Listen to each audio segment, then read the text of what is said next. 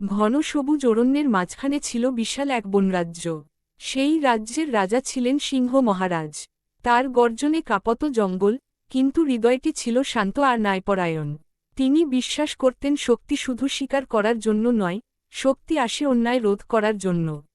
একদিন সকালে সিংহ বনের পথে হাঁটছিলেন। হঠাৎ তিনি দেখলেন একটি খরগোশ ভয়ে কাঁপছে। তার চোখে জল, দেহে ক্ষুধার ছাপ। সিংহ জিজ্ঞেস করলেন কি হয়েছে। খরগোশ বলল নদীর ধারে থাকা কুমিররা তাকে প্রতিদিন ভয় দেখায়, খাবার কেড়ে নেয়। সে ছোট বলে কেউ তার কথা শোনে না। সিংহ মনোযোগ দিয়ে সব শুনলেন এবং বললেন রাজ্যে অন্যায় চলবে না। সিংহ সেদিনই ঘোষণা করলেন সবাই নির্ভয়ে তার দরবারে আসতে পারবে। পরদিন দরবারে এল হরিণ, পাখি, শিয়াল এমনকি কুমিরও। অভিযোগ উঠল কুমিরদের বিরুদ্ধে। কুমিররা বলল নদী তাদের এলাকা, তাই যা ইচ্ছে করে। সিংহ শান্ত গলায় বললেন এলাকা থাকা মানে অত্যাচার করার অধিকার নয়। নদী সবার, বন সবার। তিনি সিদ্ধান্ত দিলেন নদীর নিয়ম হবে সবার জন্য সমান।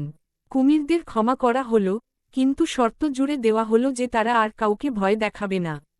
কয়েকদিন পর আরেক বিপদ এল। শিয়াল বুদ্ধি খাটিয়ে পাখিদের বাসা ভেঙে খাবার চুরি করছিল। পাখিরা কান্নাকাটি করে সিংহের কাছে এল। সিংহ শিয়ালকে ডাকালেন। শিয়াল নানা অজুহাত দিল। সিংহ বললেন বুদ্ধি যদি কেবল নিজের লাভে লাগে, তবে তা বিষ হয়ে যায়। তিনি শিয়ালকে কাজ দিলেন পাখিদের বাসা বানাতে সাহায্য করার। শিয়াল লজ্জা পেল, কিন্তু কাজ করতে গিয়ে বুঝল সহযোগিতায় আনন্দ আছে। বর্ষা এলে বনে খাদ্যের সংকট দেখা দিল। অনেক পশু দুর্বল হয়ে পড়ল। সিংহ নিজের জন্য শিকার কমিয়ে দিলেন। তিনি বললেন দুর্বলরা আগে খাবে। এই কথা শুনে সবাই অবাক হল। সিংহ বললেন রাজা হওয়া মানে আগে নিজের ত্যাগ করা। তার এই আচরণে বনে নতুন আশার আলো জ্বলে উঠল। একদিন রাতে বনে আগুন লেগে গেল। হাওয়ায় আগুন ছড়িয়ে পড়ছিল। সবাই দিশেহারা। সিংহ গর্জে সবাইকে নির্দেশ দিলেন কে কোথায় যাবে। হাতি পানি আনল, পাখিরা পথ দেখাল, হরিণরা ছোটদের নিরাপদ স্থানে নিল। সিংহ নিজে সামনে থেকে আগুনের দিকে গেলেন। দীর্ঘ লড়াইয়ের পর আগুন নেভানো গেল। বনের প্রাণ বাঁচল। আগুনের পরদিন সিংহ সবাইকে ডেকে বললেন আজ তোমরা দেখেছ ঐক্য কত শক্তিশালী। শক্তি একা হলে সীমিত, কিন্তু একসাথে হলে অদম্য। সবাই সম্মতিতে মাথা নাড়ল।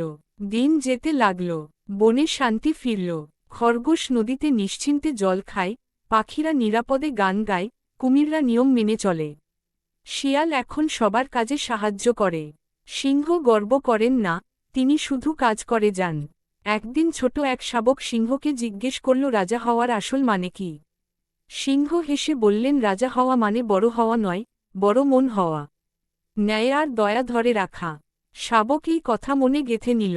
এইভাবেই সিংহ মহারাজের রাজ্যে ন্যায়, দয়া আর ঐক্যের গল্প ছড়িয়ে পড়ল। বনের প্রতিটি প্রাণ জানল সত্যিকারের শক্তি গর্জনে নয়, হৃদয় থাকে।